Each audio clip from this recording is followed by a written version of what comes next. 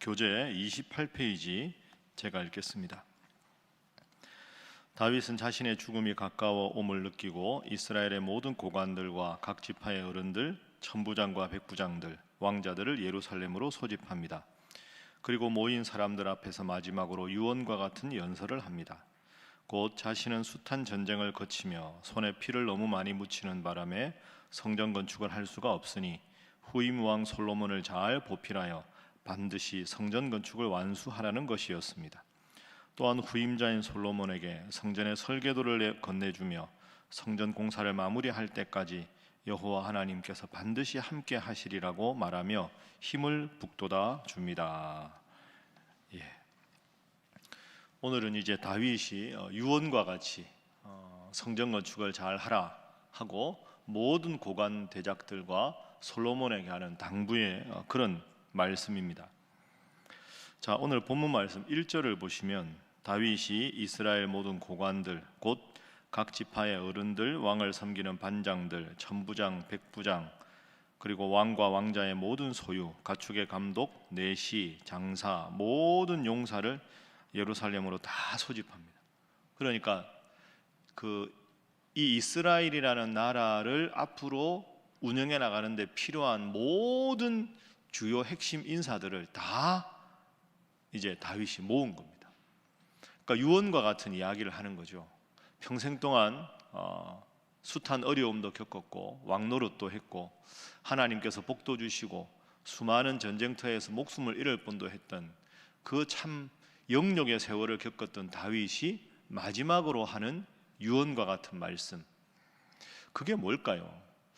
이제 우리가 오늘 본문을 읽기 전에 한번 여러분이 다윗이다 한번 생각해 보십시오. 평생 동안 정말 받은 복도 많고 평생 동안 정말 그 장인어른 사울에게 쫓기기도 하고 아들이 반역을 일으켜서 도망가기도 하고 심각한 죄악을 저질러서 하나님 앞에 징계를 받기도 하고 어렸을 때 목동 세월부터 죽음을 앞둔 이 순간까지 얼마나 많은 것을 경험했습니까? 그런데 이제 이 나라를 부탁하는 모든 사람들 앞에서 마지막으로 다윗은 무슨 말을 했을까? 여러분이 다윗이라면 무슨 말씀을 그들에게 전해주겠습니까? 자, 다윗의 고백을 한번 보겠습니다. 3절 말씀. 자, 3절 말씀 함께 읽어봅니다. 시작. 하나님이 내게 이르시되 너는 전쟁을 많이 한 사람이라 피를 많이 흘렸으니 내 이름을 위하여 성전을 건축하지 못하리라 하셨느니라. 아멘. 딱 일어서서 맨 처음에 성전 건축에 관한 이야기를 합니다. 내 아들 솔로몬에게 성전 건축을 하나님께서 하기를 원하셨다. 여기서 중요한 것은 3절의 주어가 하나님이 내게 이르시되로 시작한다는 겁니다.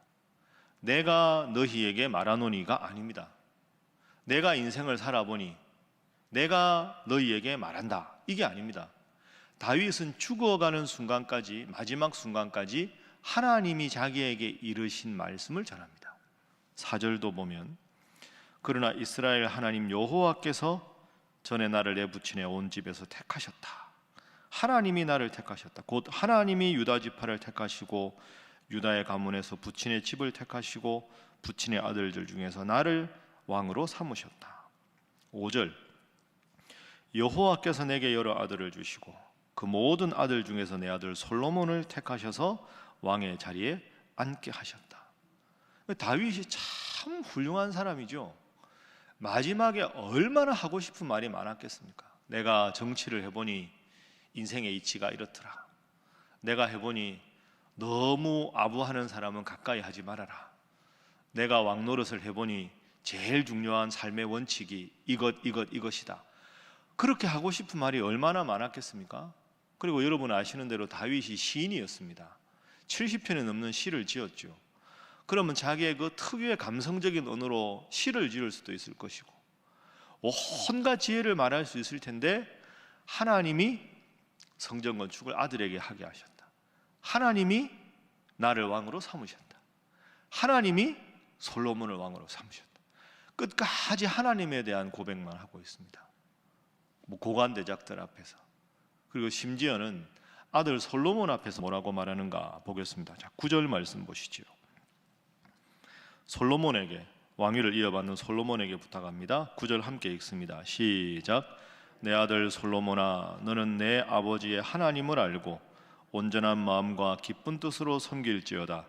여호와께서는 모든 마음을 감찰하사 모든 의도를 아시나니 내가 만일 그를 찾으면 만날 것이요 만일 내가 그를 버리면 그가 너를 영원히 버리시리라. 아멘. 네. 내 아버지의 하나님을 알아라.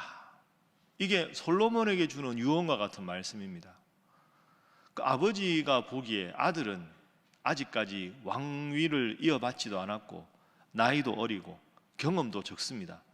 그러면 다른 사람 앞에서는 은혜를 이야기해도 아들 앞에서는 아들 딱 불러놓고, 야, 어느 신하를 중용해라. 너 왕노릇 할 때 내가 노하우가 이것 있다. 꼭 기억해라. 그거 아닙니다. 참 다윗은 끝까지 하나님을 알아라. 하나님을 잘 섬겨라. 하나님이 너의 마음을 감찰하시니까 하나님 앞에 내가 바로 서면 왕위를 잘 이어나갈 것이고, 하나님 앞에 너 바로 서지 않으면 너의 왕위는 하나님 앞에 위태로울 것이다. 과연 다윗 아닙니까? 그래서 오늘 본문의 첫 번째 기도 제목은 오직 하나님의 뜻대로만 살게 하소서 하는 것입니다. 오직 하나님의 뜻대로만, 범사에 하나님의 은혜를 고백하고 하나님의 주권을 고백하고 하나님의 능력을 고백하고. 참 아름답죠? 이게 과연 다윗입니다.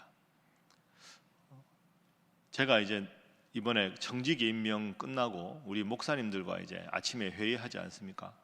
매년 제가 청지기 임명 끝나고 우리 아침에 목사님들과 회의할 때 늘 제일 강조하는 것 중에 하나가 그겁니다. 여러분을 신일교회에 부르신 것은 당회가 부른 것도 아니고 제가 부른 것도 아니고 하나님이 교회를 통해서 부르셨습니다. 각 교구의 담임 목사님은 여러분들입니다. 제가 담임 목사지만 저는 전체를 이렇게 아우르는 것이고, 교구의 담임 목사는 여러분이라는 생각으로 목회하셔야 합니다. 그러다가 제 도움이 필요하면 제게 요청을 할 수 있지만 그냥 1년, 2년 이 교구 맡았다 생각하지 말고, 이 교구는 하나님이 나에게 담임 목사로서 성심을 다하라고 주셨다. 당회를 무시하고 위임 목사를 무시하라는 게 아니라 그런 주인의식이 있어야 된다는 거죠. 그래서 사역의 기준을 다른 목사님들께 절대 삼지 말고 하나님 앞에서 내가 바로 서 있는가를 기준으로 삼으시라. 그 말씀은 늘 드립니다. 다른 목사님들 이 정도 하니까 나도 이 정도만 하면 되겠거니. 그러다 보면 사람이 게을러지기 쉽거든요. 그러면 참 표현이 죄송한데요, 여러분, 다른 사람한테 기준을 두면 하향 평준화가 될 수밖에 없습니다. 열심히 하는 분보다 열심히 안 하는 분한테 저분도 저렇게 안 하는데 나도 저 정도 하면 되겠지. 사람이 참 연약해집니다. 우리 목사님들 그렇다는 게 아니라 어느 조직이든지 사람에게 기준을 두면 발전이 없습니다. 하나님께서 나를 부르셨다. 그럼 하나님 앞에 내가 어떻게 해야 될까? 그게 중요한 거죠. 솔로몬은, 다윗은 이 점에서 성공한 사람입니다. 우리가 지금 역대상 말씀을 계속 보는데 제일 중요한 교훈이 뭡니까?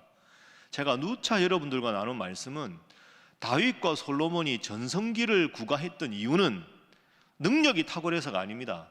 하나님 앞에 최선을 다했기 때문에 하나님께서 덤으로 왕국을 번성하게 해주신 거죠. 여러분 새해를 위해서 기도 제목이 있으시지요? 이번에 또 기도 제목도 나눠드릴 겁니다. 주일에. 어떻게 하면 여러분이 복받는 인생이 될까요? 여러분이 철저하게 계획한다고 인생이 되는 게 아닙니다. 그렇다면 코로나가 왔겠습니까? 내가 많은 것을 계획하기 전에 하나님 앞에 내가 어떻게 살 것인가를 먼저 결단해 보십시오.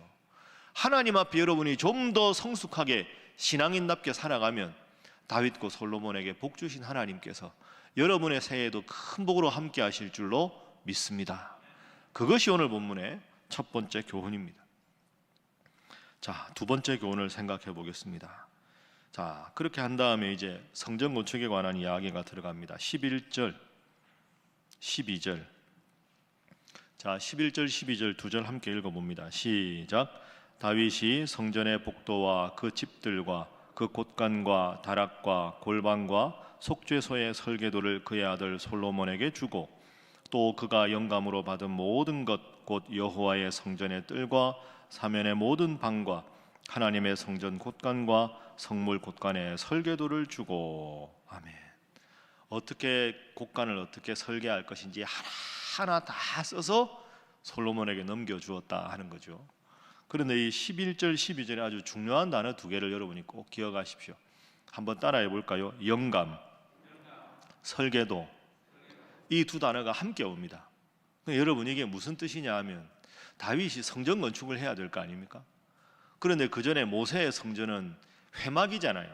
이동식 텐트. 그런데 이제 예배 성전을 딱 고정식으로 건물을 지어야 될 거 아닙니까? 건축을 해야 되는데 어떻게 해야 될지를 다윗이 모르는 겁니다.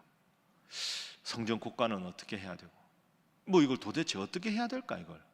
다윗이 지금 어떻게 기도할 때 뭐라고 말하냐 하면 하나님의 영감을 받았다.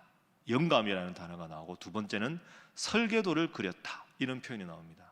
이 두 가지가 아주 절묘하게 조화가 있는 거죠. 하나님, 성전 건축을 해야 되는데 어떻게 해야 합니까? 하나님 알려주십시오. 그러면 기도하는 가운데 하나님께서 하나님의 지혜로 알려주시는 게 영감이고요. 그 영감을 받아서 다윗이 성전 건축의 설계도를 만들 때는 혼자 만든 게 아닙니다. 여러분, 앞장에 우리가 13장의 웃사 사건 기억나시죠? 그때 기억해보면 여러 번 말씀드렸지만 하나님의 언약궤는 채에 메어가지고 어깨에 메고 가야 되는데 새술에 담아서 가지요. 그러다가 문제가 생기지 않습니까? 그때 나눈 말씀, 동기가 훌륭해야 되지만 방법도 맞아야 한다. 그러면 다윗은 건축가가 아닙니다. 하나님 앞에서 훌륭한 영감을 받았습니다. 그런데 그 영감을 체계화할 때는 그 당시에 가장 뛰어난 건축가들, 제사장들, 레위인들 다 불러서 자기가 하나님께 받은 영감대로 설계도를 함께 그리는 거죠.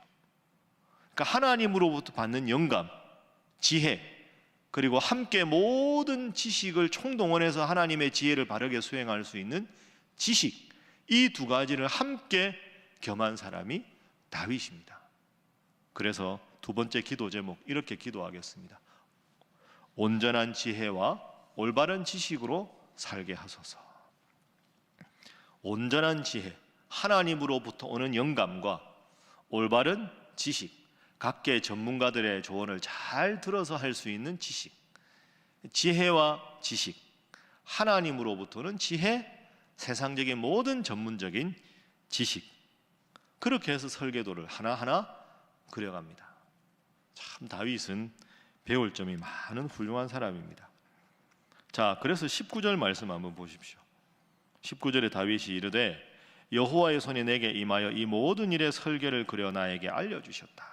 하나님께서 주신 영감으로 설계도를 그리고 그 설계도를 직접 건축을 할 때는 각계의 전문가들을 불러서 가장 하나님께서 주신 영감에 맞게 설계하고 설계를 건축했다. 이렇게 하나님 뜻을 늘 묻고 기도해서 응답을 받으면 후회가 없는 거지요. 그러니까 다윗은 솔로몬에게 가장 귀한 것을 넘겨 주었다. 이렇게 우리가 정리할 수 있습니다. 마지막 세 번째 기도 제목입니다. 한 가지만 더 짚어보지요. 자, 우리 앞서 읽은 말씀 다시 한번 볼까요? 3절 말씀. 3절 말씀, 이제 고관대작들 앞에서 처음으로 하는 말씀이었습니다. 함께 읽습니다. 시작. 하나님이 내게 이르시되 너는 전쟁을 많이 한 사람이라 피를 많이 흘렸으니 내 이름을 위하여 성전을 건축하지 못하리라 하셨느니라. 아멘. 하나님이 다윗이 성전 건축하고 싶었는데 하지 말라고 했습니다. 그 솔로몬을 위해서 지금 이 모든 작업을 하고 있는 거죠. 여러분, 만약에 다윗이 하나님께서 짓지 말라고 했는데 성전을 건축했으면 어떤 일이 벌어졌을까요? 이걸 신앙적인 안목으로 바라보지 않고 정치적인 안목으로만 바라보면 다윗은 성전을 짓는 게 맞습니다. 정치공학적으로 보면. 왜? 그 전에 생각해 보시면 하나님께 제사 지낼 때는 기브온 산당에서 제사를 지내고 하나님의 언약궤는 이 다윗성에 있거든요. 이원화됐잖아요. 그러니까 다윗은 이걸 순수하게 정치적으로 보면 빨리 성전을 지어야 됩니다. 자기 궁 바로 옆에. 그러면 사람들이 다 다윗을 바라보면서 그 옆에 있는 성전에서 제사를 지낼 거 아닙니까? 그러면 사울 죽고 나서 왕권을 확립하는데 제일 좋은 건 성전을 자기 궁전 옆에 짓는 겁니다. 그러면 모든 사람들이 하나님이 다윗을 왕으로 인정하셨다라고 생각할 거 아닙니까? 그런데 다윗은 짓지 않습니다. 정치적인 욕심보다 하나님의 뜻을 따르는 거죠. 참 이게 생각해보면 쉽지가 않습니다. 우리도 지금 수많은 정치가들의 수많은 대선을 위한 노력들을 뉴스에서 듣고 있는데, 국민을 위하는 것도 있지만 어떻게 보면 모든 걸 정치공학적으로 다 계산해서 하는 이런 면 보면 안타까운 점이 있지 않습니까? 다윗은 끝까지 하나님 뜻대로, 하나님이 다윗의 뜻을 외면하셨습니다. 그런데 그것이 은총이 되었습니다. 그래서 세 번째 기도 제목은 거절도 은혜임을 깨닫고 살게 하소서 하는 것입니다. 거절도 은혜다 하는 것이죠. 때로는 하나님이 내 마음에 품은 계획을 거절하시고 외면하셔도 그것이 은혜다. 지금 이제 올해가 딱 일주일 남은 거 아닙니까, 여러분? 오늘 12월 24일이니까 올 한 해 어떻게 살아오셨습니까? 이제 358일 살았네요. 딱 일주일 남았는데 올해 딱 돌아보면 여러분 어떤 생각이 드십니까? 하나님이 여러분 계획대로 들어주신 것보다 하나님이 거절하신 게 어쩌면 더 많지 않습니까? 저도 목회하다 보면 이게 뭔가 계획을 세워서 해야 되는데 코로나 때문에 또 늦어지고 그렇다고 안 할 수는 없고 막 이렇게 저렇게 계획 세우다가 올해는 눈에 보이는 일은 많이 한 것 같지 않지만 어느 때보다 이제 정신적으로 많이 생각을 많이 하고 피곤하기도 하고 그랬던 것 같습니다. 코로나 빨리 끝나게 해달라고 다들 기도했는데 아직 코로나가 기승을 부리고 있습니다. 하나님이 거절하신 거죠. 외면하신 겁니다. 그런데 다윗의 기도를 외면하셨기 때문에 다윗의 왕위가 솔로몬에게 가서 더 부흥하게 된 거죠. 한번 따라하겠습니다. 외면도 은총이다. 여러분 믿습니까? 이 고백이 있어야 됩니다. 하나님이 내 기도를 거절하셨는데 돌아보니 외면이 더 큰 은총이다. 거절이 더 큰 은총이다. 내가 원하는 대로 하나님이 일을 다 들어주셨으면 여러분 새벽기도 이 자리에 나올 수 있었을까요? 기도하는 대로 척척 다 응답해 주셨으면 어느덧 우리가 교만해져서 올해 내가 참 판단을 잘했다, 내가 지혜로웠다 이러면서 겸손하기보다는 내 능력 믿고 운을 믿고 내 지인을 더 하나님보다 의지하고 그러다 보면 기도 점점 안 하고 신앙의 열심은 식어지고 그저 세상일, 그저 돈 버는 일 거기에 더 집중하게 되면 그게 잘 사는 게 아니지 않습니까? 그게 망하는 길이지요. 돈 많이 벌었지만. 그런데 마지막까지 이렇게 새벽기도 나오고 하나님이 내 기도를 들어주지 않았는데 생각해보니 그게 더 나를 겸손하게 만들고자 하는 하나님의 배려였고 하나님의 외면이 하나님의 응답보다 더 큰 은총입니다. 그게 우리의 고백이 되기를 원하시지 않겠습니까? 다윗의 간절한 소원을 하나님이 거절하셨기 때문에 다윗의 왕위가 솔로몬에게 더 공고해졌음을 여러분 기억하시고 남은 일주일 동안 하나님 앞에 올 한 해 돌아보면서 들어주신 기도에 감사하시고 거절하신 기도에도 더 감사하셔서 날마다 은혜 가운데 겸손하게 살아가는 여러분 되시기를 주님 이름으로 축복합니다. 기도하겠습니다. 하나님, 오직 하나님만 바라보며 내 인생 마치는 날까지 다윗처럼 주님의 뜻대로만 살게 하여 주옵소서. 하나님으로부터 오는 온전한 지혜와 올바른 지식으로 생활하게 하여 주옵소서. 내 뜻대로 되지 않은 일도 하나님의 거절과 하나님의 외면이 더 큰 은혜임을 고백하며 살게 하여 주옵소서. 하나님, 내일 크리스마스입니다. 아기 예수님의 평화와 사랑이 이 지친 우리의 일상과 우리 교회와 이 나라와 북녘의 동포들 온 열방 위에 임하게 하여 주옵소서. 기도하시고 또 내일 성탄 그리고 26일 주일 다음 주 송구영신 그 다음 특별 새벽기도에 계속 목회적인 활동이 바빠지는데 우리 목사님들께 특별한 건강 주시고 영육간의 강건함 주시고 지혜 주셔서 이 모든 사역 잘 감당하게 하여 주옵소서. 함께 기도하겠습니다. 주여 믿습니다. 주여 믿습니다. 주여 믿습니다.